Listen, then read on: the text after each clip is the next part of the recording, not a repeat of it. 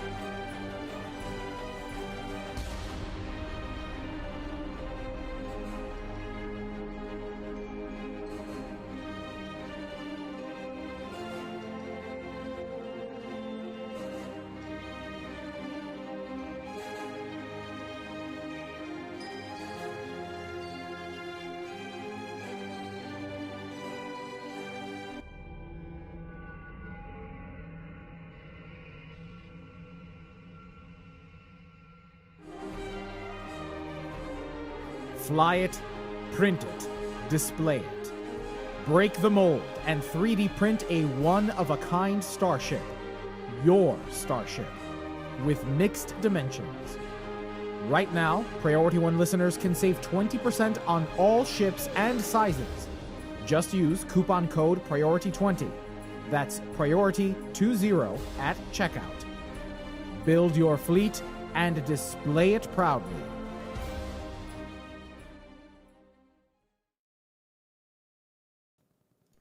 Hello, Captains, and welcome to the live recording of episode 451 of Priority 1, a Roddenberry Star Trek podcast. Thank you so very much for joining us on this live show this evening.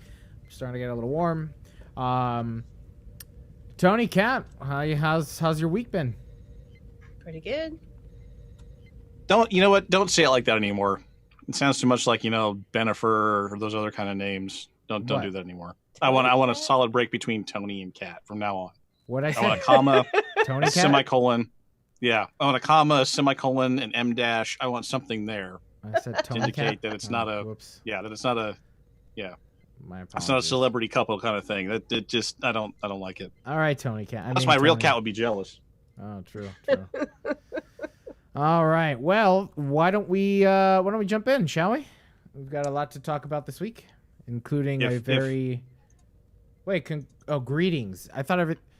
I'm tired. I don't know why. I got like 9 hours of sleep last night, and I'm exhausted. That must have been a hell of a nap. Where your blankets all twisted and like kicked onto the floor and stuff. No, I don't know. Holes in the drywall. I don't know. I'm just tired. I'm tired. And then I made the egregious error of doing doing some cardio before tonight, because now I have an hour extra break when I get home to do what I need to do. I was like, I ate a bit too much today at work. I'm gonna go earn that. And now I'm just like sleepy time. Well, I'll tell you what. I won't say anything, so the show will be like half as long as usual, and we'll just get you. We'll just get you out of there. We'll just get you out of get you out of that chair into your bed. Excellent. Thank you. Give me a second. I just want to make sure that my mic. I can keep an eye on my microphone. All right. Yes, my hair does grow fast. Very, very fast. All right. Let's do intro. I think it's me this week for the cold open. I think so. Actually, Kat, do you mind doing it? No. All right. I'm going to hit the big red button for intro in 3, 2, 1. This is Elijah, intro sync 1. This is Cat, intro sync 2. This is Tony, intro sync 3. Intro in 3, 2. This week on Priority 1, Michael Chabon answers another round of fan questions, Shatner tweets, Simon Pegg talks Kelvin 4, and we send our support to Kenneth Mitchell.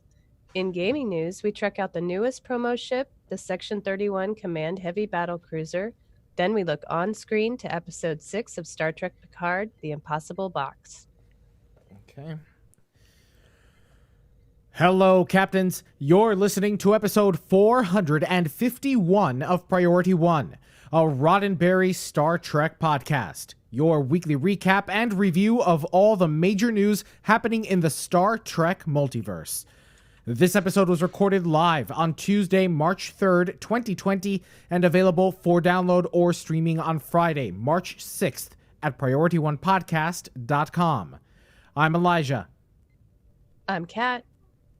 And I'm Tony. I guess Skippy's not here. Never mind. Before we jump into the news, we want to invite you to join in the weekly conversations, whether via social media platforms like Facebook.com/Priority One Podcast, on Twitter or Instagram @Priority One Pod, or by email to incoming@PriorityOnePodcast.com. Captains, I say it every week, or rather, I remind you every week, that this production is, in fact, a community-driven production. We are a group of volunteers who are passionate about Star Trek, enough so that we think that we want to have our own little podcasting corner in the Star Trek multiverse. But to do that takes a lot of work, and unfortunately is not free. So we have some perks to offer you by becoming a patron over at patreon.com. Just do a search for Priority One Podcast and you'll find our page where we list our perks. For instance, at just $5 a month,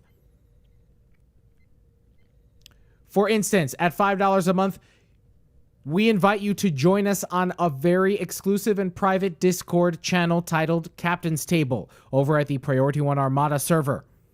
At $10, you get an entire new episode. At $10 a month, not only do you have access to the perk like the Captain's Table chat channel, but you also get an entirely different podcast titled After Hours, exclusive to our patrons. I say it every week, Captains. Without you, none of this would be possible.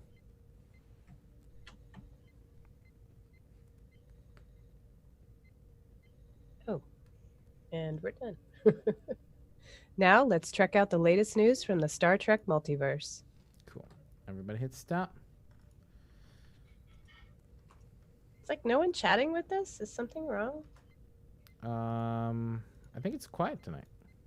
Oh, where is everybody? Elijah told everybody he was tired, and so everyone's being really quiet. Way to point it out, Kat, and nobody wants to hang out with us. Oh, well, there's Panda. All is well.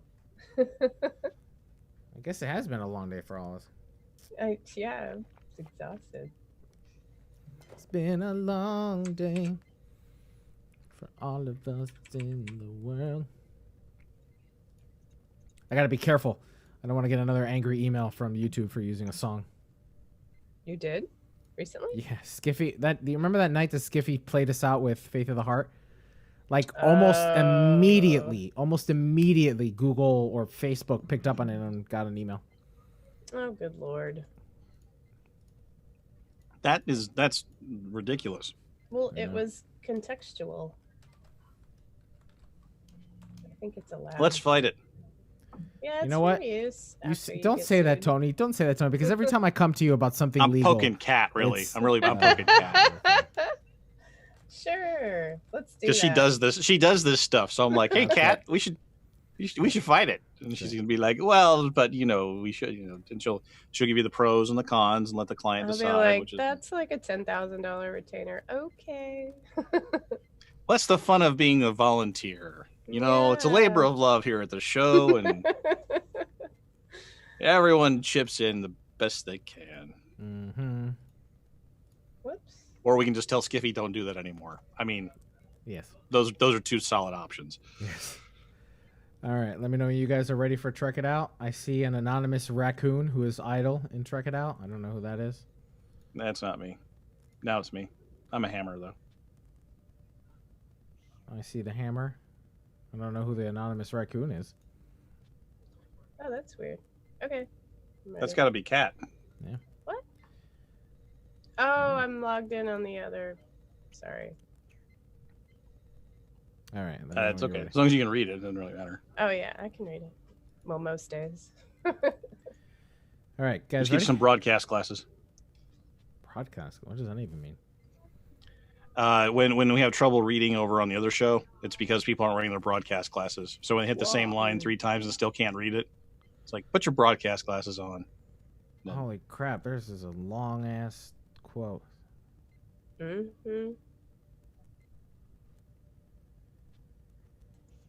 Yeah, it is. And you get to read it, which is the best part. Or you can edit it now.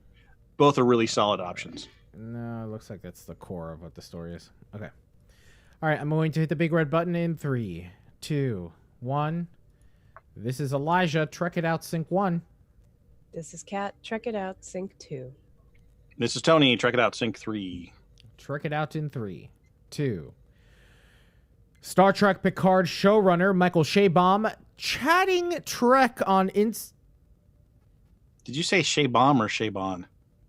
Sounded like bomb. I mean, It did sound like bomb. Shaybaum, oh, Shaybaum. I don't know what. I don't remember that. I don't remember that. Ricky Whatever Martin it is, song. sounded good to me. She bang. Wasn't that the Ricky Martin song? Isn't that what I was trying to say? She bang, yeah. Okay. Oh, I see. Okay. Star Trek Picard's showrunner Michael Chabon chatting Trek on Instagram is becoming a thing, and we couldn't be happier. On February 26th and 27th, the showrunner, writer, author, and creator took to Instagram to answer some of the fans' most burning Star Trek questions. While some answers were entertaining, like Chabon proclaiming Agnes his favorite Star Trek Picard character, or his pointing out Gorn Easter eggs from previous episodes, others were more informative. In regards to the perceived dystopian nature of the newest Star Trek offerings, Chabon was asked, quote, "Is there a link between Star Trek Picard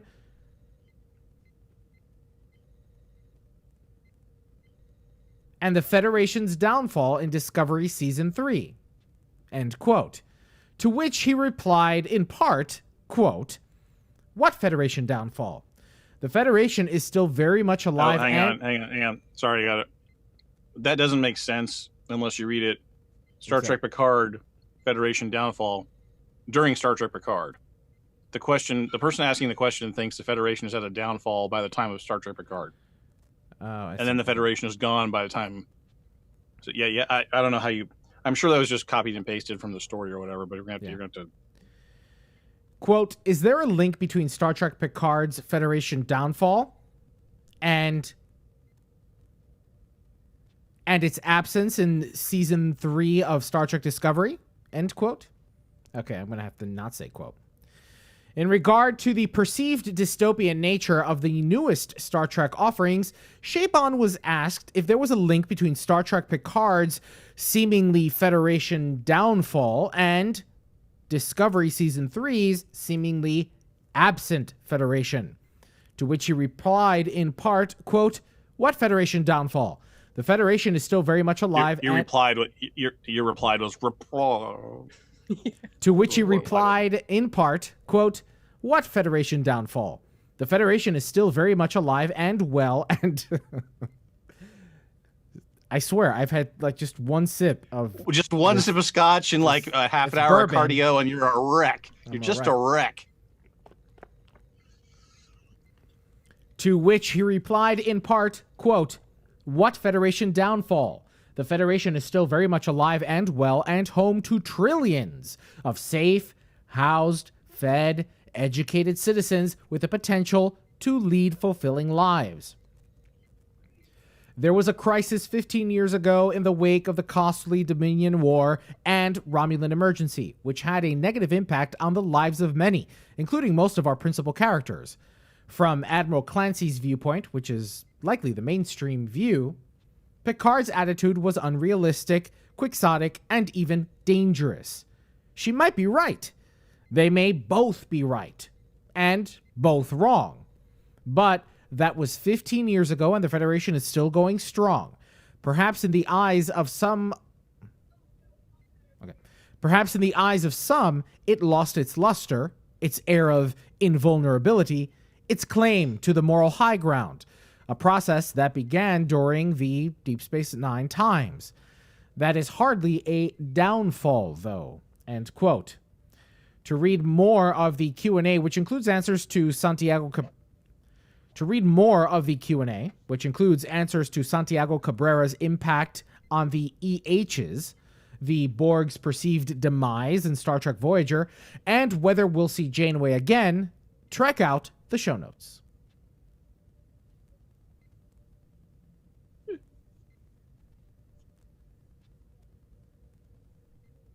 I told you I was going to be quiet so we can get done faster. Somebody's got to say something. Also, I did not read Instagram story because I don't have a Facebook account anymore. I didn't realize that he had posted that on Instagram, so I'll have to go and read the whole thing. But I like that he's answering these questions. I think it's good. I mean, again, I would hate to see that be like an expectation going forward on him, but I love that he's got something to say about blowback. Yeah, it's refreshing, isn't it? Right, that he's on and not afraid of engaging the fans or potentially upsetting the suits up at CBS for running his mouth. But he's not. He's not saying anything out of turn, I don't think. I think a lot of this comes from passion for the franchise. Absolutely. Yeah, I agree. Yeah, I think it's good that he's answering these questions and giving you sort of like, the flavor and feedback. But I wonder if it's going to kind of wander into the territory that we were talking about a week or so ago about you have to subscribe to all these other things and read the other comics and watch the other movies, or else you don't understand what's going on. So if one fan is thinking the Federation has had a downfall, and this isn't the greatest example because this is a really good sort of fine tuning sort of a question. But if someone doesn't get what's going on in the story and you have to go to Shaban's Instagram to figure out what's going on, that could be a problem. But this seems to be like the fun aspect of it. Like Ronald D. Moore used to do this with Battlestar Galactica after the series had run. But he used to answer these questions, and for DS9 as well, he used to answer these kind of flavor questions a lot. So it is nice to see the creator out there. Yes, this is, like you said, very much just flavor. He's talking more about kind of the creative thought process behind some of the themes that we're watching. He's not giving away story points in any way, shape, or form, or influencing the way a novel might, for instance. So no, these are definitely safe. And if you aren't already on Instagram and following Michael Chabon, be sure to do it before the end of this season of Picard, because he's moving on to other things. Okay, go on. I will need to just beg your indulgence just for a second while I deal with I wasn't this paying tiny attention. creature. I am not. I closed the door. I closed the door because my son's doing the dishes upstairs, and my family's talking, and now my cat wants out. So now I have to throw the cat out. So hang on just a second. I'm like, that's because you closed the door. There can be no closed doors around my cats, at least, because they're like, oh, wait, that should be open. Now he's gonna want to come back in. Yes. I am not a Scotch guy, Hippie John. I am a bourbon guy. This is bourbon. You can be a George Thorogood guy and have one bourbon, one Scotch, and one beer. Yeah, I guess. That sounds terrible. Sounds like a party. All right. All right.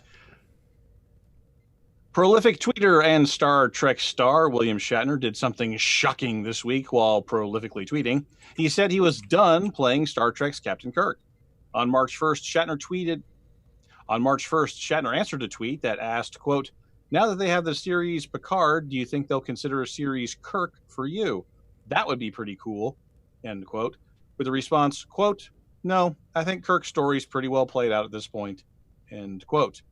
The 88-year-old Shatner continued in, you guessed it, more tweets, saying, quote, "They could also do adventures in the ribbon, yawning face emoji, sleeping face emoji. I don't do cameos. It's a throwaway part to sell DVDs," end quote. Ooh, that's a burn. A throwaway Sick part burn. to sell DVDs. Look, a cameo is not a red-armed C-3PO, okay? That is just a totally different thing. It's such a burn that he's saying throwaway for DVDs, not even Blu-ray. He didn't even make it to Blu-ray. That's right. They're going straight to the $5 bin at Walmart. Okay, that's where that's at. So sick burn, Billy Shatner. Sick burn. Yeah, you know what's interesting is that Shatner and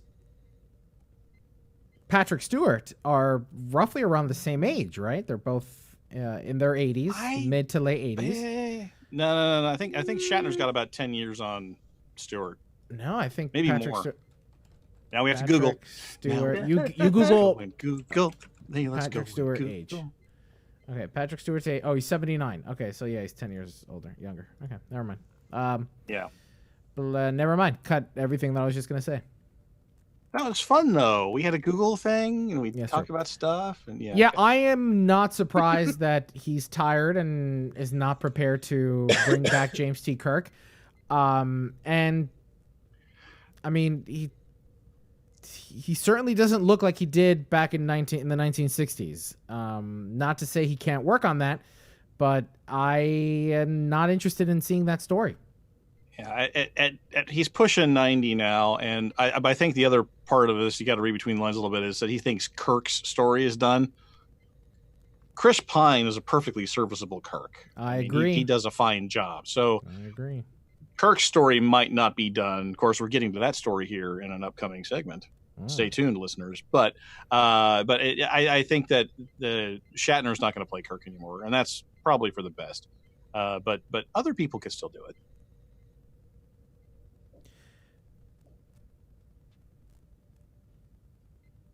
Wait, hold on. Who's asking the community question? Wait. Okay, I'll wait. I'm waiting. Making good radio while we're waiting. Well, that brings us to our first community question this week. Should William Shatner reprise his role as Captain James Tiberius Kirk, either as a cameo or in the title role a la Picard? Let us know in the comments section for this episode at PriorityOnePodcast.com, or just follow us on our social media channels like Facebook and Twitter for our post of these community questions. Meanwhile, everybody in the chat is screaming no. Yeah, they are. That's a hard. I can't imagine. Well, I'm sure some people out there would want to see that. Anywho, You're up. Simon. Dang it.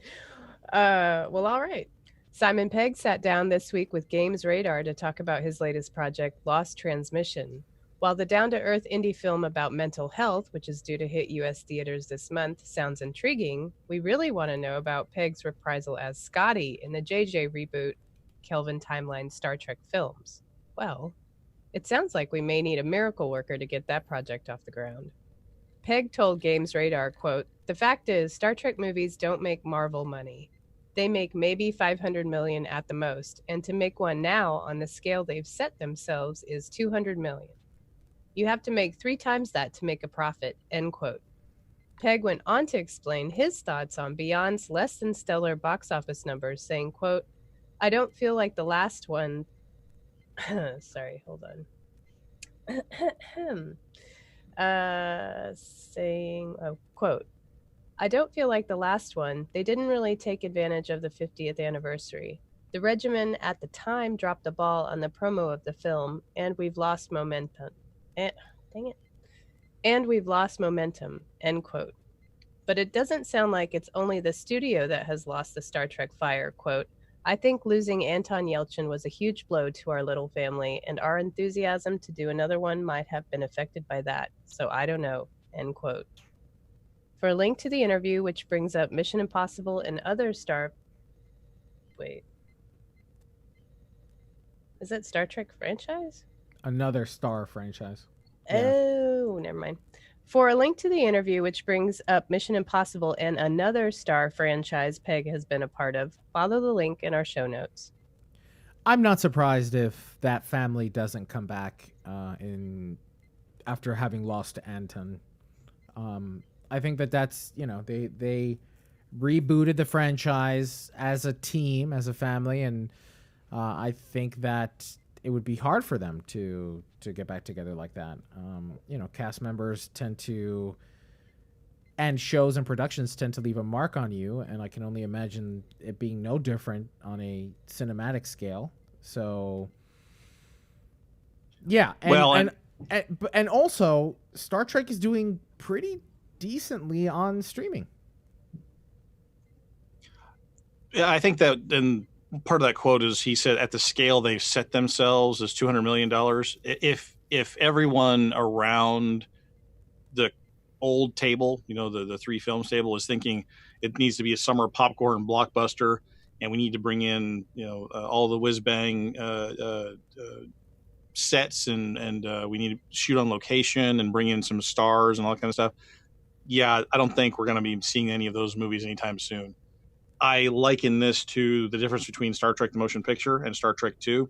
They slashed the budget between those two movies. And Star Trek 2 was one of the, arguably the best Star Trek movie that was ever made. So I think that probably CBS is thinking a lot smaller, and maybe using some of the people that are already around to have a much smaller budget with lower expectations that could then be a success based on a smaller scale. Like Pike? Just wait a minute there. What? Yeah, I think you just cracked it. Because we've been wondering about the extra series and stuff and where a Pike series might fit. A Pike movie makes a hell of a lot more sense. Yeah, but you think that for a theatrical release, or a movie to be shown maybe in part theatrical and then immediately? Okay. Yeah, why not? It could go in the DVD bin, and Kirk and Shatner could have a cameo. Yeah. Full circle, baby. Captains, in some very unfortunate news that we have to report this week, Star Trek Discovery star and fan favorite Kenneth Mitchell announced this week that he is battling with ALS. According to the ALS Association, Amyotrophic.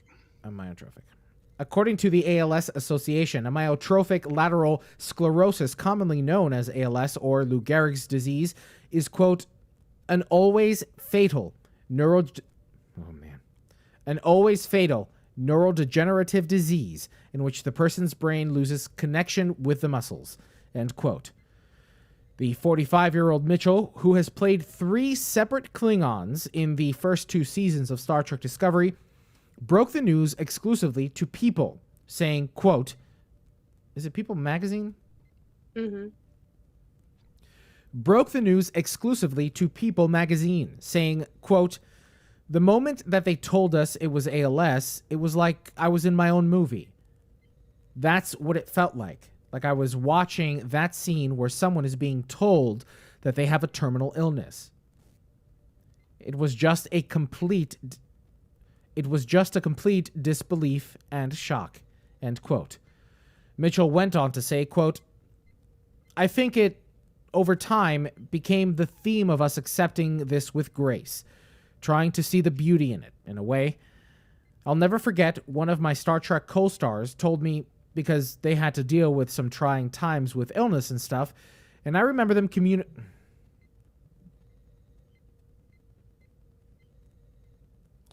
I'll never forget one of my Star Trek co-stars communicating to me saying, "You have a choice." Let me just say the whole thing. I'll never forget one of my Star Trek co-stars told me, because they had dealt with some trying times with illness and stuff. And I remember them communicating to me saying, "You have a choice. You can look at this in many different ways, but maybe try to look at this like a gift where you get to experience life in a way that most people don't." End quote. We ask that you join us in sending support to Kenneth Mitchell, his wife, 2 children, family, friends, and loved ones.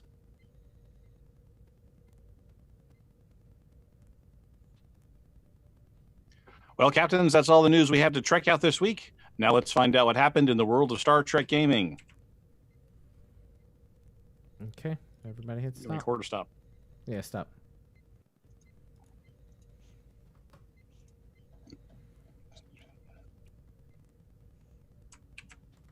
Yeah, that's Yeah, super no, if you sad. wanna- That's, is he 45? Mm-hmm. That's uncomfortably close to my age. Yep. Yeah, I remember, was it last year? No, 2 years ago. Kenna shared this story on Twitter that, I don't know, we had made a joke. She had made a joke online to him about trying to get him, I think it was a Silly for Tilly shirt. Like he had taken a picture with somebody else, and that we had given the Silly for Tilly shirt, and he was like, "I want one." Kenna mentioned him in a tweet or an Instagram, and then they played this funny little game of like cat and mouse trying to find Kenneth Mitchell to give him the shirt. So finally he stopped by the booth and picked one up. So yeah, he was I didn't get the opportunity of meeting him or chatting with him, but from what I'm told, he was amazing to the cast and crew and to people he met.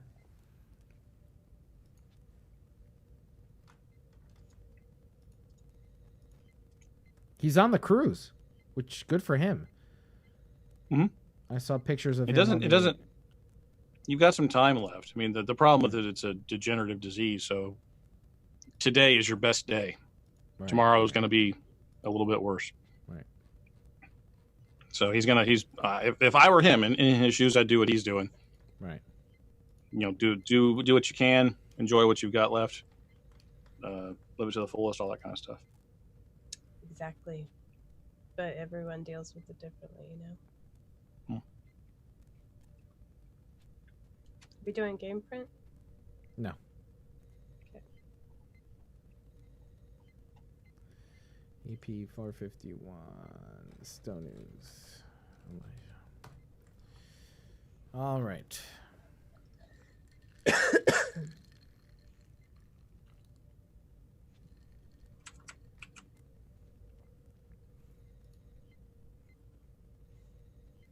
Are you guys ready? Mm-hmm. Mm-hmm. All right, I'm going to hit the big red button in 3, 2, 1. This is Elijah, Stone News Sync 1. This is Kat, Star Trek Online News, Sync 2. This is Tony, Stone News Sync 3. Okay, Stone News. I'm going to split this up, so, Kat, can you read this part? Mm-hmm. This paragraph is too long. Sorry. And then Tony can do paragraphs. And then we'll switch it back. Okay, Stone News in 3, 2. Well, Captains, it's time.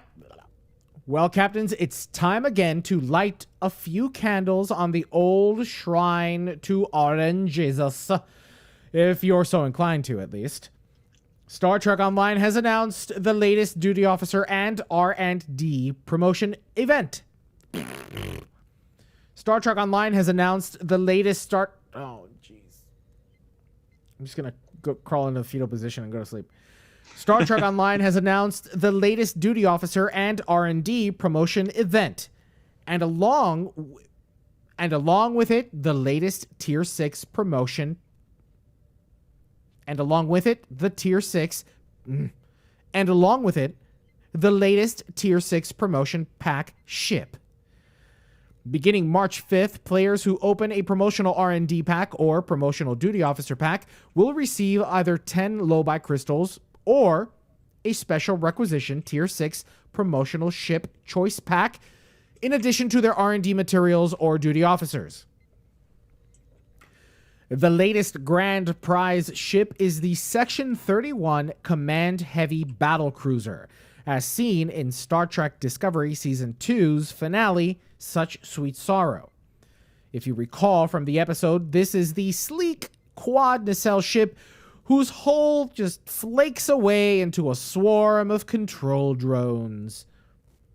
Now, according to the announcement blog, quote, this vessel from Section 31 features a number of unique capabilities, including its secret mission tracking, its forged turncoat capabilities, dark mode, and its daunting swarm mode. End quote. Turning an eye towards the ship's stats, this is a scaling Tier 6 Federation battle cruiser with 5-4-3 aft weapons layout. The bridge officer stations are Commander Engineering, Command... Wait a minute. Can we... you know what? I don't like the 4... Can we... Because I don't know that everybody really understands. So 5 forward... No, I like that better. 5 front. And 3 rear. Okay, I like that. Turning an eye towards the ship's stats, this is a scaling Tier 6 Federation battle cruiser with a 5 front, 3 rear... Rear. Dang it. All right, here we go. Turning an eye towards the ship's stats, this is a scaling Tier 6 Federation battle cruiser with a 5 front, 3 rear weapons layout. The bridge officer stations are Commander Engineering / Command, Lieutenant Commander Tactical, Lieutenant Commander Universal, Lieutenant Universal / Intelligence, and Ensign Engineering. Sorry. As a command specialized ship, it also carries the Inspiration Abilities mechanic. A new universal console is included, the Forged Turncoat console, which will passively add crit severity and weapon power to your ship. When activated, the console will override the targeting systems of an enemy, causing it to attack its former allies with significantly buff damage output. When the effect expires, the target is briefly disabled. The ship starts... No, hold on.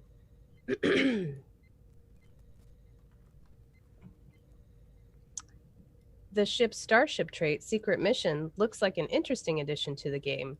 While the trait is slotted every few seconds in combat, an enemy will be marked as... While the trait is slotted every few seconds in combat, an enemy will be marked as a secret mission target. That foe has lowered resistances to your attacks, and when destroyed, will spawn a swarm of Section 31 drones to join the fight. The last noteworthy The last noteworthy features of the new ship are Dark Mode and Swarm Mode. Dark Mode, as with previous Section 31 science...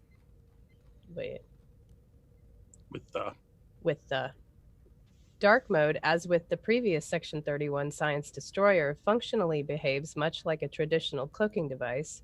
Swarm Mode, when activated, launches hundreds of fighter drones that automatically target nearby enemies. While in Swarm Mode, maneuverability is increased and hull capacity is slightly decreased. I kind of want that ship. Well, it'll be available for about $1.3 billion on the exchange in short order. Right. Save your pennies. So, right. You can either try to win the ship by opening boxes and trying your hand at gambling. Let's just call it. It's technically not gambling, Elijah. Right. We've been technically it's not. Trying to get your 4 Lobi. Right. That's right. So you're buying 4 Lobi. Oh wait, those are 10 Lobi in those packs. 10 Lobi. So I'm buying 10 Lobi. So technically not gambling, but yes, I mean personally, if I wanted this ship, if I really wanted this ship, then I would certainly just buy it for EC. I rather know what I'm spending instead of feeling like I'm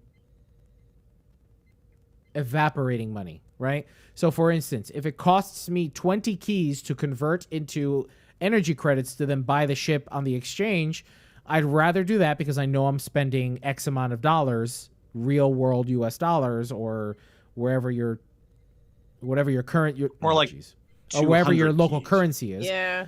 So, well, I mean, some of these ships end up dropping over time, right? So, I mean, I've converted $50 in US dollars into keys essentially, and then sold those keys on the exchange. Right. And so for the exception of the legendary pack, but then that doesn't even count because it's a pack. I've never spent more than $50 on a ship, which is the average ship cost for a tier 6 ship on the C store, right? Usually about $50 for a bundle or something like that, right? I mean, they're 3,000 Zen for an individual ship, but 30 30 to 50. So I'm really not going to ever spend that much. The ship kind of looks cool for me, but I mean, I think that the fleet battlecruiser certainly outperforms it. I mean, the fleet battlecruiser, the Avenger, is much nimbler, with a higher turn rate and a better inertia rating. Wait. Has a cloak. The higher inertia is better, or the lower inertia is better? I always forget. I don't think know. higher inertia is better. Not sure. Inertia. Higher turn rate's better. The turn number's better. Inertia. Where is it? Do. Somebody in the chat. Chat's on a 10-second delay, so they're probably just now hearing the part where we don't know what inertia means. Well, I forget. I just always forget if inertia is. It's kind of counterintuitive, but I think it is counterintuitive because I think a higher inertia number is better. But right? in the real world, if you have more inertia, it's worse. Right. I think that's why I always get it mixed up. Yeah. All right. So, okay, let me take it from the top. Yeah, but for me, this is just. I think that the fleet battlecruiser, the tier 6 fleet battlecruiser, outperforms this ship. I mean, you have. There's a bit of difference in bonus power to weapons, but the fleet battlecruiser is much nimbler, with a better turn rate and higher inertia, so it can turn better for your attack modes. This one's not for me. You can equip a cloaking device on a battlecruiser. You can have the VATS on the VATA console. Yeah. Oh yeah. VATA. And yep. And then you can also it's got the torpedo launch things. You get the torpedo probes that come out of it. So you kind of have like a tiny swarm. Right. It's like a little bitty one. Yeah. But I mean, the tier 6 battlecruiser I think is still a lot of fun to fly, and they'd have to sell me. They'd have to give me a lot of these boxes to even try to get this one. Right. Yeah, So, I mean, the best thing the console sounds the best out of all of these items. Which one? In that ship, the console, the forged turncoat.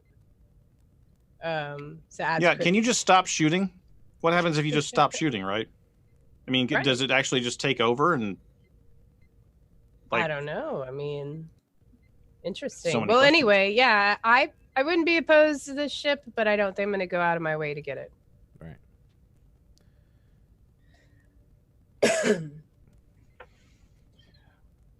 This past week introduced a number of quality of life improvements in the weekly patch notes. First up, a number of updated costume tailor options have been added. Next, to pretty much everyone's joy, stackable items like Lobby crystals, R&D items, upgrades, and so on have been allowed to stack up to 9,999 per stack. Woohoo. This per character limit on fleet dilithium vouchers has been raised to 100 million from 10 million. And perhaps the most exciting patch news, these hard-to-get costumes have been moved from the dilithium store to the Lobby store. The 22nd century Mako uniform costs you a cool 300 Lobby. The Wrath of Khan Scotty engineer vest, only 200 Lobby. The Wrath of Khan excursion jacket, my personal favorite winter coat, 200 Lobby. And the Wrath of Khan captain's vest, 150 Lobby. Is that the one where Ricardo Montalban's showing off his pecs? No, you already get that outfit. Oh, okay. I think it's So if you've been Kirk's vest. Kirk's, when he's wearing the vest. Oh, when they're down on the Genesis planet eating apples. Mhm. Right. Right, that's the apple eating vest. Okay, got it. So if you've been dreaming of these great Mako or Wrath of Khan uniforms, maybe they're a little more in reach now. For a link to the full patch notes, check out the show notes. And that brings us to another community question this week. Are you more likely to pick up the Mako or Wrath of Khan costumes now that they've moved to the Lobby store? And what are your thoughts on the new Section 31 battle cruiser? Is that a ship you hope to add to your fleet? Let us know in the comment section for this episode, or, of course, by just replying to our social media community question posts. And now for some upcoming events in Star Trek Online. Finally, after much waiting, our console captains are now into their first... Finally, after much waiting, our console captains are now into their first week of the 10th anniversary event. So, captains, drop us a note on social media to share your progress, or let us know what you're enjoying about it. For PC players, a new featured event campaign begins on March the 5th with a return to the Battle at the Binary Stars. Participating in the featured TFO daily will earn you event campaign progress points as well as daily event rewards. Where previous event campaigns comprised of 3 featured TFO events, this campaign will take place across 4 events, spanning most of this year's new content releases. Of course, with the longer campaign comes higher campaign progress requirements. Instead of the previous 2,100 progress points for completion, this campaign will require 2,800 points. The rewards are revamped a bit too, with 2 options available to players. Option 1, you get a C-Store coupon for 100% off a single Tier 6 starship, plus 200 Lobby crystals, enough for the vest. Option 2 provides no coupon, but 1,000 Lobby crystals as a reward. Both options are, of course, claimable once per account. Earning 14 days of daily progress. Let's... I'll stop now.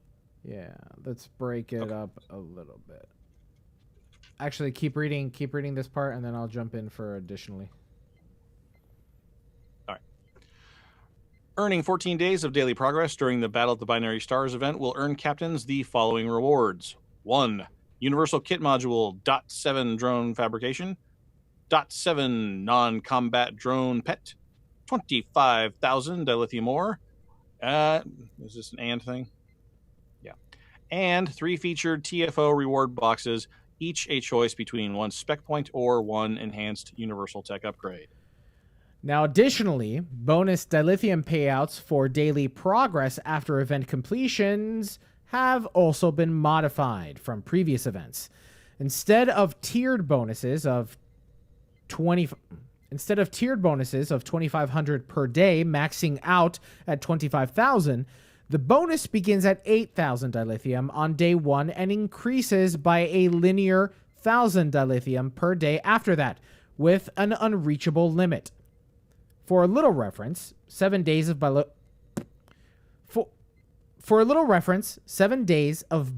dilithium in the new structure will pay 77,000 dilithium ore, where in the previous event structure,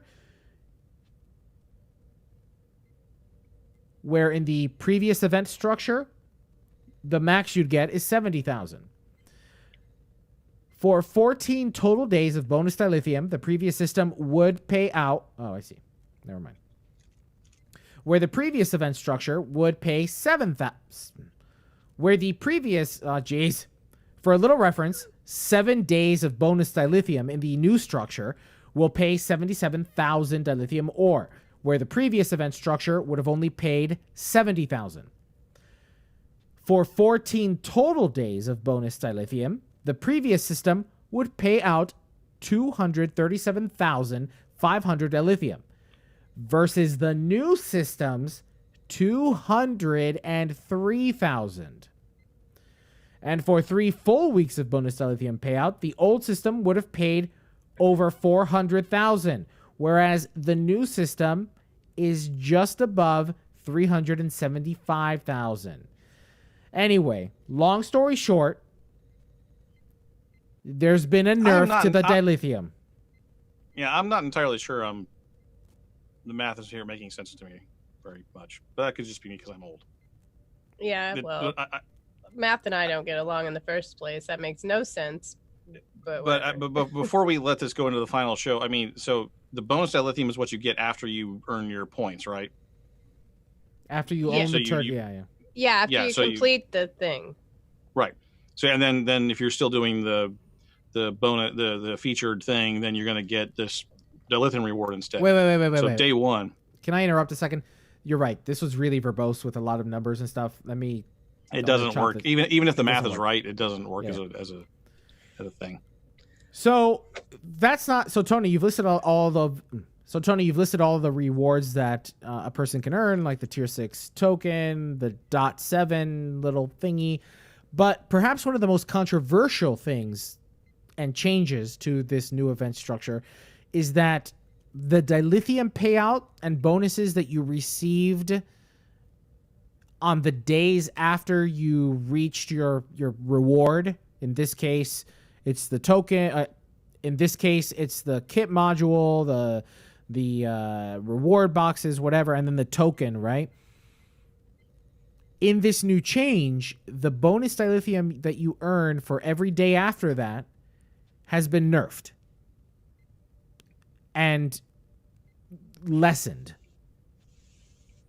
Now, Kat, did you guys cover this on the Armada on Saturday night? What's the community feedback been? I don't think anyone's crunched the numbers like that. I do know that this is the last time you'll be able to cash in your legacy tokens. So after this, if you have any remaining, you won't be able to use them anymore. What are legacy tokens? Like when you did the previous events and you got where you had to turn in the token every day to, earn progress. And now progress is automatic. So if you have some of those prior tokens, this is the last, event thing that you can use those for. So somebody could have 14 of those tokens left over and could start getting the bonus dilithium payout on day one. I think I have 5 or 6. So that does help, but this is the last time you get to take advantage of that. Well, the dilithium exchange has been unbalanced for a little while now, and so this is unfortunately necessary.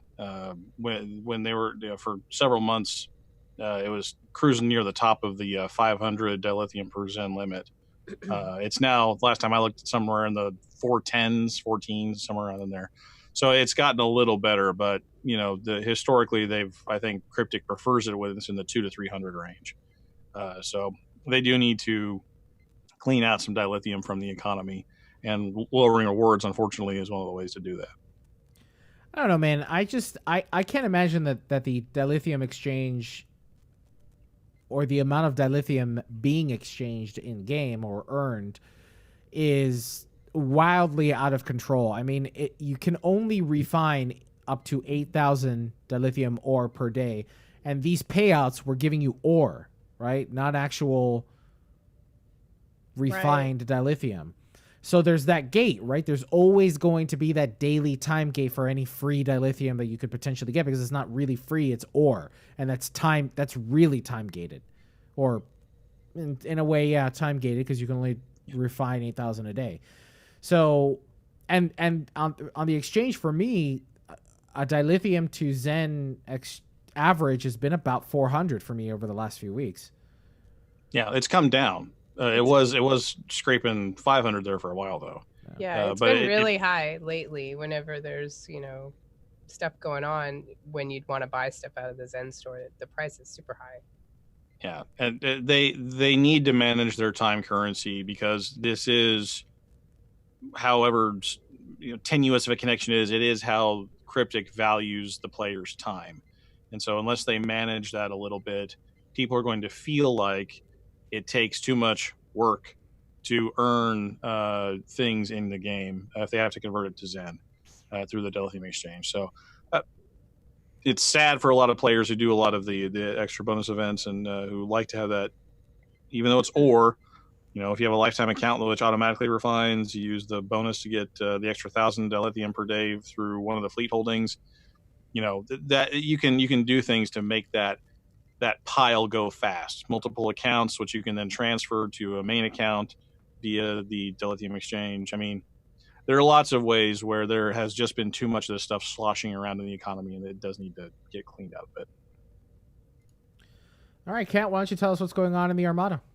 Well, this week in the Armada, we have our ongoing event we do every Tuesday. We call it TFO Tuesday because we run TFOs. So if you want to join us, check us out on PriorityOneArmada.com. But we have a really good time on Tuesdays. We play TFOs, earn marks in dilithium, and hang out together on our new Discord server, which is going swimmingly. Lots of new folks in there this week. So, other Armada news, Epsilon Fleet is kicked off its first Tier 5 colony upgrade. Well done, Epsilon. And the House of Martok is slowly getting there on its, final Tier 5 colony upgrades. So we just need some provisions in dilithium, and yeah, well done, House of Martok. That's all I've got. Oh, are we still going? Yeah, sorry. And another gaming news. If you are looking for some tabletop Star Trek fun, Walmart.com is offering the Star Trek Catan board game for $43, which is $22 discounted from its usual $65 price. Good God! Good Lord, Based on the money. hugely popular Catan board game, Star Trek Catan brings the game into the Federation. As the game's website describes, quote, on behalf of the Federation, you explore space with your starships and build outposts and star bases near valuable planets. There you extract important resources such as the coveted dilithium. But the Federation has also sent out other expeditions. Therefore, you have to be wary of competitors and of the Klingons who want to give the players a hard time. End quote. You can also get a bad case of diphtheria. Of beige. You could experience the beige. You could. Take beige. Check out the link, of course, in our show notes for the details. I have that game, and it's fun. So, recommend. Someone sweep us out. I said something, so Kat, you can say something now. All right. That's it for this week in gaming news. Now let's look on screen for the 6th episode of Star Trek Picard titled The Impossible Box. Okay, everybody hit stop.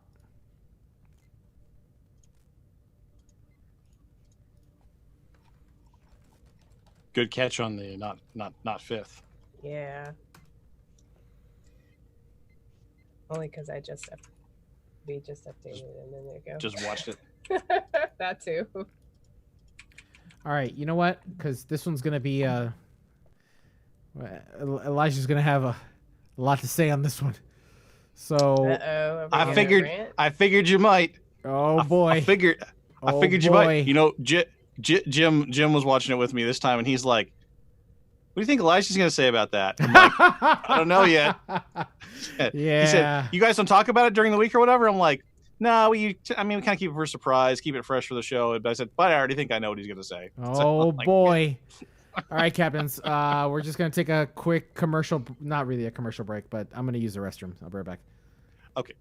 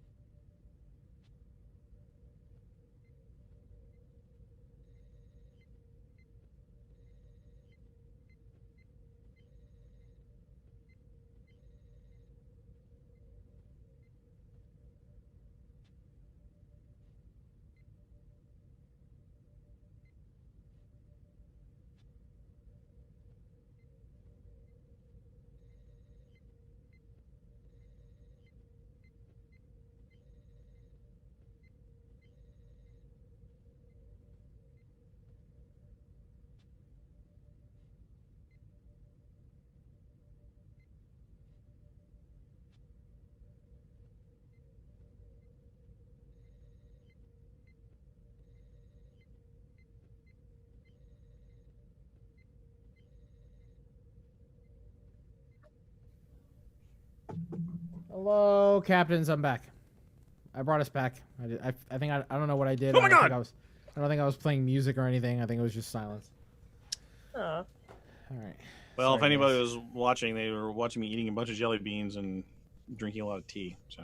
No, I switched it to the. All right. Elijah's gonna get personal tonight. Hmm. Oh, and I see your notes here, but that wasn't the part that Jimmy was pointing at. So. Really? Maybe I'll set you off about something else. The scene with Rafi? No, and that wasn't the scene. Huh. Okay. I'm curious what. Oh, that's you may it may not have bothered you. It might not even be a thing. All right. Let me know when you guys are ready. Ready. Red eye. All right. I'm going to hit the big red button for on screen in 3, 2, 1. This is Elijah on screen, sync 1. This is Kat on screen, sync 2. This is Tony on screen, sync 3. On screen in 3, 2. Computer, set Star Trek Picard's episode 6. Computer, set Star Trek Picard episode 6, The Impossible Box, on screen. Boop, boop, boop, boop, boop, boop. I always hear that in my head. After See a playing doctor. right. After playing Tour of the Galaxy for their daily Endeavor points, #STO reference, the Fellowship of the Synth is finally ready to embark on their perilous mission. Next stop, Romulan space and the reclaimed Borg cube.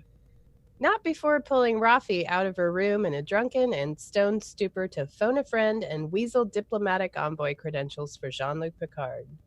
Meanwhile, Jurati is so guilty about committing murder, she realizes the sweet release of endorphins might calm her nerves, or she's got some serious mental problems if murdering is some kind of turn-on for her. Ew, gross. On the Borg cube, Narek is playing the role of Dr. Sigmund Freud, guiding Soji as she figures out the meaning of her dreams. And just like her father, starts tearing things up when she's got a nightmare. Oh, sorry. Priority 1 podcast, now with cats. Extra cats. Extra cats. Arriving on the Borg cube with impeccable timing, Picard and Soji escape through a gateway /portal/mega transporter thanks to our old friend Hugh. Do Picard and Soji end up on the Sicarian? What a terrible typo. I know. Well, it was not the first one. I didn't catch that one. I saw it before. Huge typo. Do Picard and Soji end up on the Sicarian party planet only to realize it's the off-season? Do Hugh and Elnor jump on a magic Borg carpet? Good lord. Do Hugh and Elnor jump on a magic Borg carpet and ride past the guards? Will Narek finally find a decoder ring in his little puzzle box? Let's dive in. Where to begin? Just where do we start? Well, let's talk a little bit about some of the touchstones. This one was not heavy in Star Trek touchstoning. I mean, the big one is a reference to Voyager's Season 1, Episode 10, titled Prime Factors, where Voyager stumbles upon the Sicarians, and they have this amazing technology that would allow them to transport them 40,000 light years away, which would be great, but the Sicarians have a prime directive too, so oh my god, what's a Janeway to do? Who knows? Anyway, there's that.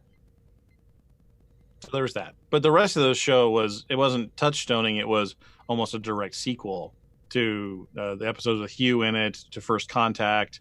They pulled a lot of the same pieces from those earlier shows and movies forward and literally brought us up to speed. Yeah. Literally took pieces. I mean, if you freeze frame, a lot of those flashback images were either taken directly from TNG or First Contact. So if anybody had any question or doubt whether this was the prime timeline, this should answer that now. Definitely. And then when Picard sitting at his desk and the overlay of his Locutus. Oh man, that was such a cool I thought that was a really well done shot. That was really well done. That was a really well done shot. All right. I'm going to say something nice. Are you ready for this? I liked the Hugh parts. Love Hugh. Yes. I think that it's fair to break down this episode in two key moments, at least for me. One of them was the moment on the bridge where Rafi is coerced into helping Jean-Luc get diplomatic credentials. I'll get to that in a second. And the second one is once Picard actually gets to the Borg cube. Do you want to talk more about Picard's experience on the Borg cube, Tony? Oh, mostly I want to talk about Hugh, right? I mean, we saw a little bit of him in a prior episode where he's sort of unlocking the mystery of Soji a little bit, and he's a little more exposition-y there than anything else. But here, I don't know what it was, but you can tell that he was really excited to be Hugh with Picard again, right? The actor, he was just so into it and really there. And he really made the sort of he made it more believable that it's, they weren't friends, right? I mean, they're not pals. They weren't they didn't keep in touch, but they had a shared experience, right? A shared trauma. And so they Hugh would remember Picard as somebody who had not once maybe, but twice sort of pulled his bacon out of the fire. So Hugh owes Picard quite a bit. And Picard's here to maybe cash in on a favor, but he was more than willing to do that because of that shared past. So, and a lot of that stuff sort of just jumped off the screen to me. And I wish that we had gotten more of that. I wish that it wasn't there and gone sort of a thing. But it looks like Hugh and Eleanor are off to their own adventure now, being tortured by Romulans in the next episode. Yeah, I was pretty shocked that Eleanor stayed behind at the end there, and I also thought the Girardi and Rio scene what I'm like, what, and it lasted entirely too long, and really, I mean, they foreshadowed that a little bit. You knew that she was gonna go after him. I mean, they kind of I can't blame her. He's super hot, but I can't imagine wanting to be sexual with someone after murdering someone. That's where I was. No one really? knows that she murdered him. If she's not hot for the captain, but she's the one with that guilt, right? Or seemingly guilt, right? But I just killed that guy. Let's get it on. Yeah, right. But guys. She's got to protect the alibi. If she's not hot for the captain, people are going to think there's something wrong. They're like, why wouldn't she be hot for the captain? And then they'll get suspicious. It's a reverse psychology thing. I'm telling you. Well, anyway, that scene was way too long and could have not. And it started off with the Latin guy playing soccer. It wasn't soccer. It's some other. I saw somewhere on Twitter that it's not really soccer. It's a different version of soccer. The ball's heavier and it's meant to be played indoors. Blah blah blah. I don't know. Blah blah blah blah blah blah blah. It's sports stuff that I don't know about. I'm sorry, Elijah. I'm gonna have to put another mark in the generic Latin guy column that you were worried about. So I just. Yeah, I think so. Well, all right. So I want to focus a little more on that scene since we're already on the Borg cube. I thought that Patrick Stewart. I thought that this was the most Picard that he's been. There's a moment where he's walking through the hall with Hugh, and he's like a turtle, tucked in, and looking on the corner of his eye. His hands are in his pockets. He is frail. He is old. He is scared, and my heart broke in that moment. I mean, for whatever reason, this episode or this whole series has been really personal for me. I saw my grandparents in him in that moment. My grandparents both have dementia and Alzheimer's and are now pretty far along with it. And I have seen that fear in their eye, that they know that if something goes wrong, there is nothing that they can do.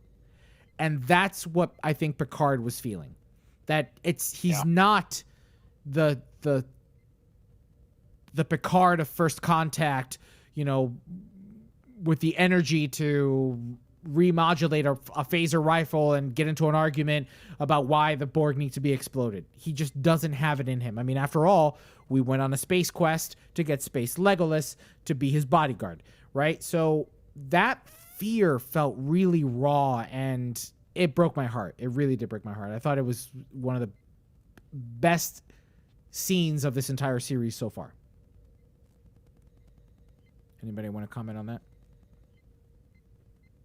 Yeah, no, it's just another good example of how they are using how these really good actors are using their body to convey things that they don't necessarily say out loud. And so, I'm scared is something you can get over with, two words of dialogue, but the hands in the pockets, the hunching over, the looking out of the corner of your eye, and the way that he says his lines and sort of mumbles them, right. Like, don't tell anybody that I'm worried about this kind of stuff. Mm-hmm. All that stuff is them is Stewart letting the character breathe. And it's good to see. And I don't think it's a coincidence that those scenes were with Hugh. Right. He's with someone he trusts. He's with an old friend, someone he's got to lean on this guy to guide him through this scary thing. So, I like the Hugh scenes quite a bit. So let me tell you where the episode failed me. We have spoken over the last few weeks about the character Rafi. She is clearly an addict who is addicted to not only alcohol, but other recreational drugs. Electric lettuce. Electric lettuce. We talked a few weeks ago about how I hoped that they were not going to romanticize her addiction. It must have been just last week we talked about it. How her addiction needs to be dealt with. She went to her son. She told her son, I'm clean. I'm ready to be back in your life. Please. Only for those things not to be true. Right? So let me preface this by sharing something very personal with everybody.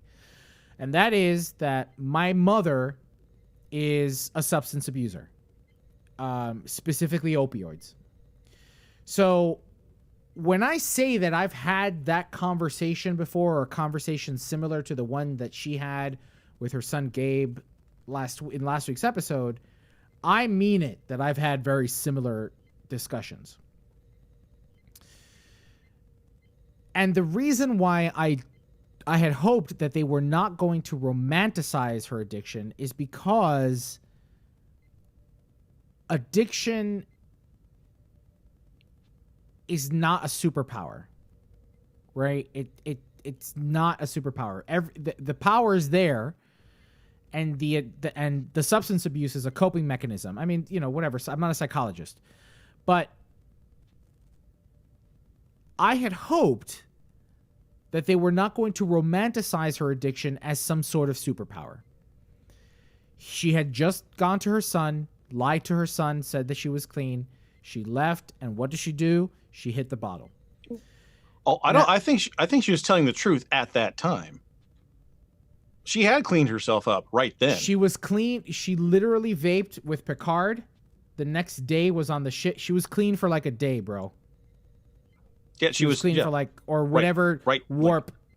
Yeah, I'm clean. That's not today. clean. Like that's not 5 clean. minutes. But she didn't say today. She said I'm clean. Right? And when you're on the receiving end of that, there's no way you're going to believe it, right? Or after being burned so many times. Hold on. But besides going in that direction, the direction I'm trying to take is they are using this as some sort of Rafi superpower, which I think is it shows that the writers really either have no insight to addiction or are not creative enough to find a way to make Rafi a significant character without turning her addiction into some sort of comedy. Now, rewatch that scene, as I have, please. If you rewatch the scene, there is very campy chop music happening underneath. A nice, funny little vamp. Yeah. Okay. Then they clap at the end of the scene. That was the worst. Rios carries her away. And even this friend of hers says two things. One, oh, you only call me when you're lit and you want to go down memory lane. And two is, look, I'm telling you this as a friend. Don't call me ever again. I had hoped that Star Trek would be the one to say, okay, look, we're not going to romanticize addiction. Instead, we're going to talk about it and we're going to address it the way it has in the past. Look, man, T'Pol's addiction in Enterprise, I think was handled better than the way that they're handling Rafi's addiction. And that says a lot. And what about Barclay's holodeck addiction? They Barclay, dealt with that better. Garrett, everything what they're failing to do is, or what they're doing, show consequences, is that they're failing to show the consequences, and they're failing to show that people care about other people. Picard betrayed me this week. Picard betrayed me. I felt that they enabled Rafi, they enabled this person with an addiction, and used her to get something done without caring whether or not she could be hospitalized for an overdose or, alcohol poisoning or whatever. The writing could have been much more insightful to be like, well, let's just use an example. Well, no, Jean-Luc, we can't do this because of XYZ. Let's get Rafi. Jean-Luc could have very easily said, no, she's sick, she's ill, she's not feeling well, I don't want to rely on her, we'll find another way. And then let's get creative on how we find another way. And then, look, you know what? I'd settle for Rafi swooping in, a la Independence Day when the guy drops his, he breaks his bottle of booze to fly and fight the aliens, right? In that last minute, oh, I'm needed, I need to sober up, I need to get my life together. I would have settled for that. Versus that part, that's the key right there. I think that's still coming for Rafi, though. I think that it's still. I think we're still going to see that, though. But they didn't handle that very well with the clapping. No, they did not. No. And now they only two things. Now that not only the clapping, but then back to the music, they end the scene with the beautiful Goldsmith swell. None of that. Star Trek. The drunk person gets us the free pass for the day. Yeah, no. And so I really don't want to. I don't want to feed into this. Oh, Gene. What is Gene Roddenberry's? I don't want to feed into the what is Gene's vision? What is Star Trek? Whatever. But I would argue that Star Trek has been. They've done a much better job with addiction than this. And insightful in the way they handle themes that are affecting today's society, right? There is a terrible opioid crisis happening around the world. And this is how you want to treat this, with comedy, with a cute little vamp underneath while she's losing her one of her last friends, possibly, with a clap at the end, with the swell of the Star Trek theme. This is the story of the high functioning addict, and that's not a good story. No. It never ends well. And maybe they're gonna pay this off, like Kat was saying, but now they owe me two. They need to pay off Picard's Irumodic syndrome for all the crazy bad decisions that he's been making along the way, and they need to pay off Rafi's re-addiction or continued addiction, whichever one it is. But yeah, I need to see that they are conscious of these things that they're doing, and maybe they're laying Easter eggs for us, or a trail of breadcrumbs. but they need to start showing us that some of these things. There needs to be consequences for Rafi, going back, falling off the wagon. There needs to be something that happens. Think losing her friend, like her last contact at Starfleet, was a consequence? Like, she has no other options probably now. She's kind of no one else seemed to care. No one else seemed to care. They got that. You burning your last bridge of Starfleet got a huge round of applause and the Star Trek theme underneath it. Yeah. Hey, way to take one for the team. Burning your last bridge for us. Good job. Thanks, Rafi. Way to be. Yeah. Go back and hit that bottle. Go back and quiet in your room. Go have one on us. Right. Next bottle's on us. Replicate it off my rations. Now, I said a moment ago that I was really disappointed in Picard. This is not the Picard that I recall, and Jamal in the chat, I gotta find it. Where did you put it, Jamal? I lost it. Okay. And Jamal in the chat said, when has Picard ever been the guy that you're describing? And that brings up a really good point, is that although less egregious than Janeway, Picard has done some questionable things in the past. But one of the big things that he's done that has been looked back upon in criticism is his ability to just be like, hey, Deanna, it's okay that you're getting mind raped. I'm going to need you to keep having it happen so that we can catch the bad guy. You cool with that? The insensitivity. You're bringing Nemesis into this? Not just Nemesis. No. It happened also in TNG. Oh, yeah. That really? memory race with Keiko and... Memory, yeah. The dreams, the bad dreams that she was having. She's the only one who can save the ship. Deanna, go... Yes, please put yourself in these horrible situations. And thank you. Thanks so much. I guess the Picard that I wanted was the Picard that engages with Ensign Sito from Lower Decks and First Duty. Ensign Sito is the Bajoran, or Cadet Sito was the Bajoran that was part of the Rogue Squad, or Red Squad on TNG's First Duty. They do the Corbomite maneuver, and one of the kids dies, and they're trying to cover it up, blah, blah, blah, blah. Anyway, she gets through, and Picard brings her aboard the Enterprise later on in the series, in the episode Lower Decks, where she has a very tough conversation with Picard. And Picard, his reason for bringing her on was that he's about second chances. He's about doing the right thing whilst still holding the person accountable. Right? That was the Picard I wanted to see with Rafi. The Picard that would say, no, she's sick, she's ill, we'll find another way. Not the Picard that is completely oblivious to the person's needs and the person's well-being and the person's health.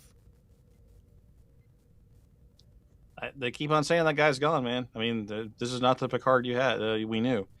It's a different guy.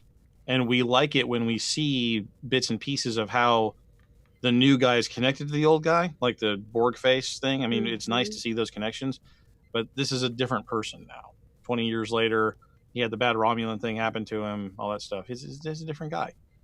And I think that if we're expecting to see the old guy come through, we might, but it's gonna be like The Last Stand kind of a thing, or the cliffhanger episode at the end of episode 10, at the end of season 1. It's gonna be a moment, right? They're gonna save it. They're gonna save it for that. I'm just mad. I really just hope that they represent. I hope that Star Trek does what it has done best in the last 50 plus years, which is take a theme, not be tropey with it, right? But instead shine a light on it. Shine a light about, if in this case, addiction. Shine a light about how it affects people around you, how people interact with you. Star Trek has been at its best when it's been creative and truthful in the way it handles things. And in Discovery and thus far in Picard, I haven't seen that level of creativity, to be honest with you. That level of creativity and that level of insightfulness. But it's a shame that they missed the mark on this, because we are just completely out of time to talk about Narek's ritual foot fetish and the extremely terrible transporter security they have on the cube. I mean, we just got no more room to talk about those things, and I'm really disappointed in that. That is disappointing. I mean, but how would they know about the Queen's chamber? It was all hidden. I mean, we wouldn't know a secret transporter was in there. Well, but they got it from the Stargate planet, because it's like a Stargate. right, yeah, right. And also they've imported the boomer from the Cylons as the main character. Yes. So I mean, yeah. And too bad we Narek. don't have any more time to talk about that. I know, right, Too bad, Narek? too What bad. the heck? You know what? We do have time to talk about it in After Hours, which is exclusive to our patrons. So if you want to hear us talk about Cylons and Star Trek and how they work together, then head on over to patreon.com/priority1. Just do a search for Priority One Podcast and join us at the $10 a month and become a patron for just $10 a month. Kat, sweep us out, please. That wraps up this week's on-screen for Star Trek Picard. Now let's open hailing frequencies and see what's incoming. Everybody hit stop. So in theory, yeah, that's how the Queen gets away. She uses that portal. That explains the Voyager stuff. A lot. What if the Borg were following Voyager the entire time and just assimilating each planet that Voyager stopped at? That's dark, man. Like dark. Dark. Yo, I did my research, man. I remember to Paul's drug addiction, Garak's addiction, Cito, Ensign Cito I brought in. Man. Yeah, that was a good callback.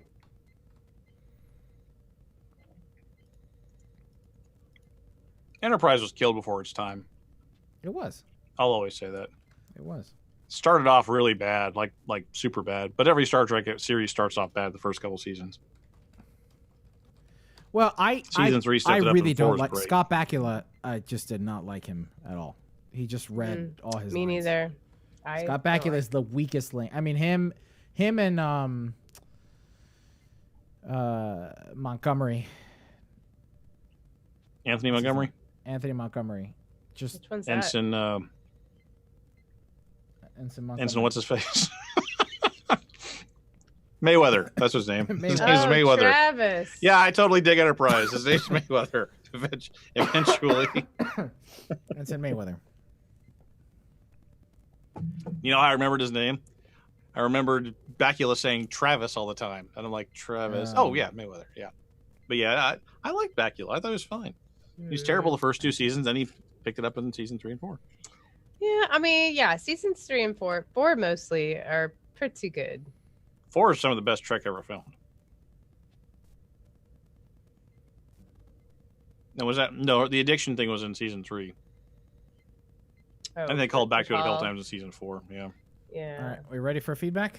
Mm-hmm. Okay, I'm gonna hit the big red button in 3, 2, 1. This is Elijah. Feedback sync 1. This is Cat. Feedback sync 2. This is Tony. Feedback sync 3. Feedback in 3, 2. Well, Captains, hailing frequencies are now open, and we're ready to receive all of your incoming messages. Our first community question this week was, how do you feel the new legendary ships perform compared to their existing T6 variants? Has your favorite Star Trek Online ship changed?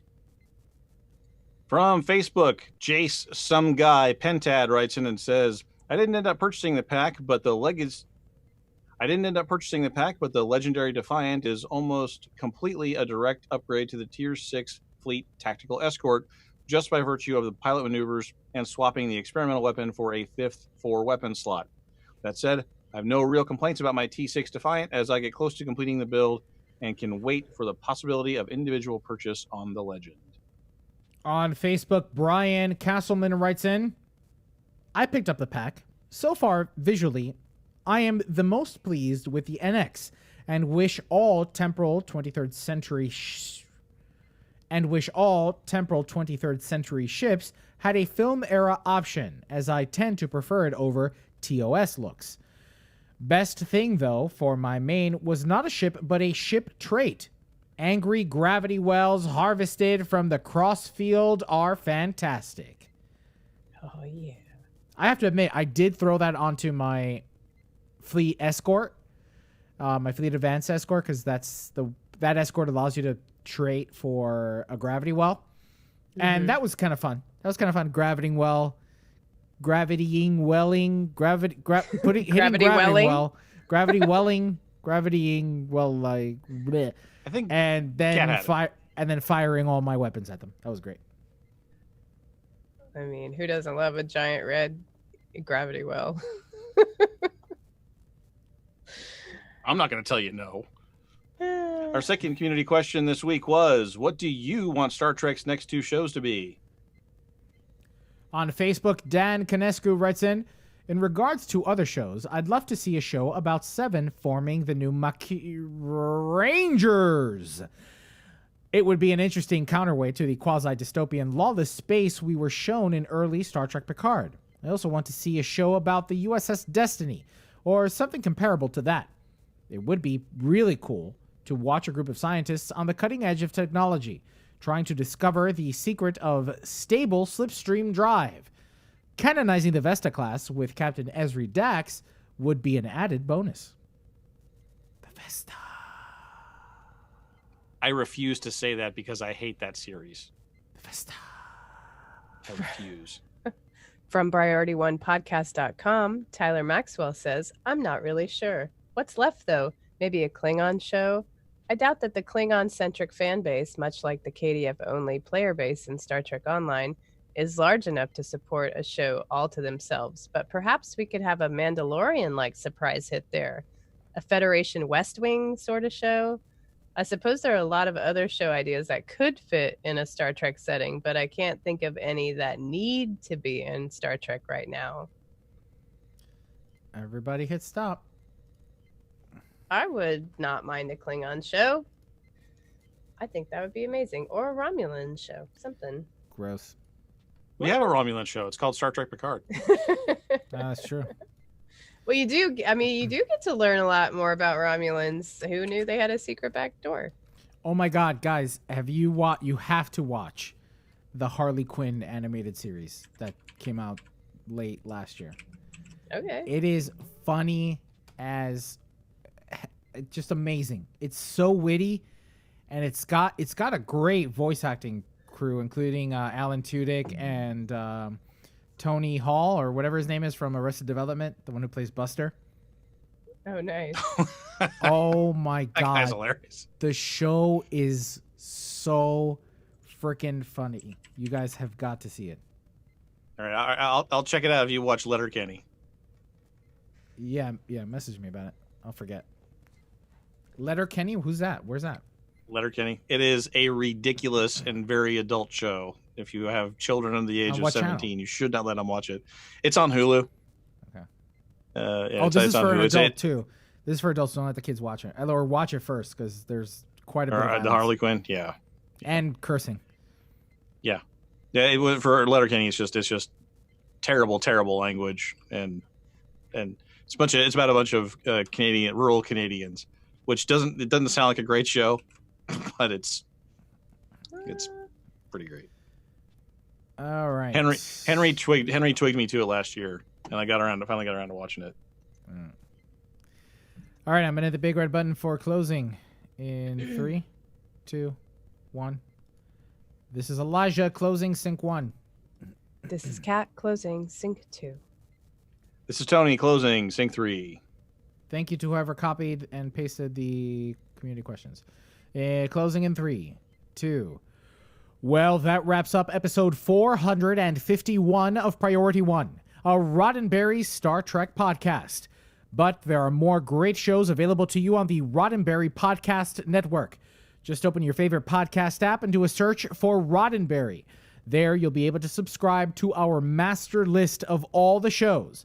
Then, be sure to share that with your friends and let them know that they can get their roundup and let them know that they can get all the Star Trek all the time from the Roddenberry Podcast Network. But we can't forget to send a special thanks to some of our Patreon supporters like Diana Gunther, Darnell Dwayne Ross, David K. Rutley, Joshua Selig, and Peter Archibald. And here's a reminder of what our community questions are for this week. First up, should William Shatner reprise his role as Captain Kirk, either as a cameo or in a title role a la Picard? In Star Trek Online news, are you going to try to get your hands on the new Section 31 ship? Also, are you more likely to pick up the Mako or Wrath of Khan costumes now that they've moved to the Lobby store? Captains, it's important to us that you get your voice heard and that you participate in the conversation.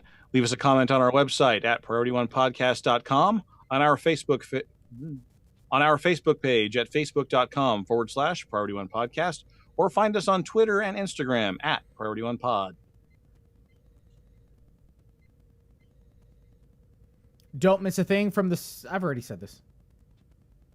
Oh.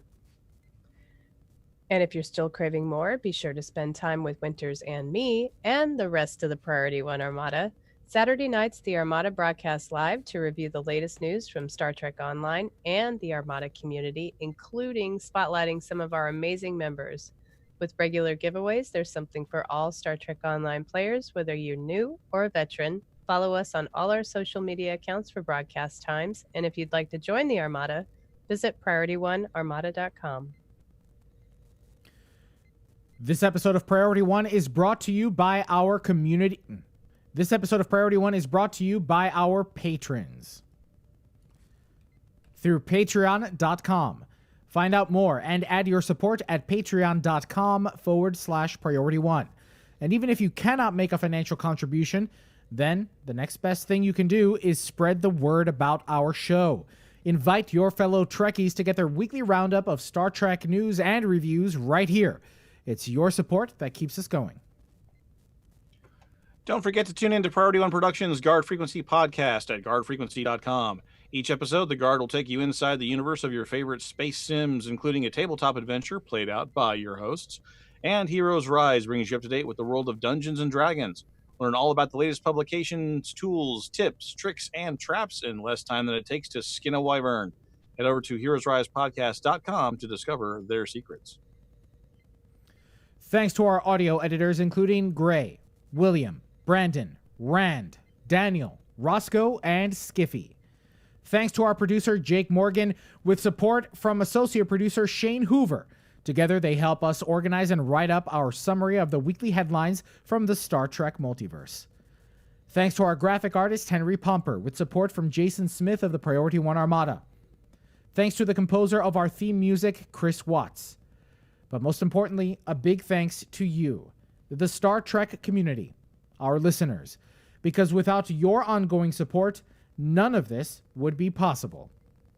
Everybody hit stop. And save. I stopped it.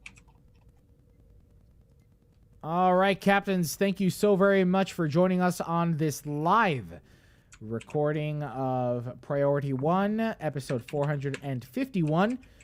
We're going to run off now and record Talk about foot fetishes. Foot fetishes, yes. We're going to talk about foot fetishes. So, and bad transporter security. My top two concerns. All right, guys, until next week, say goodnight, everybody. Bye, y'all. Good night, everyone. Command codes verified. Priority One message from Starfleet coming in on secured channel.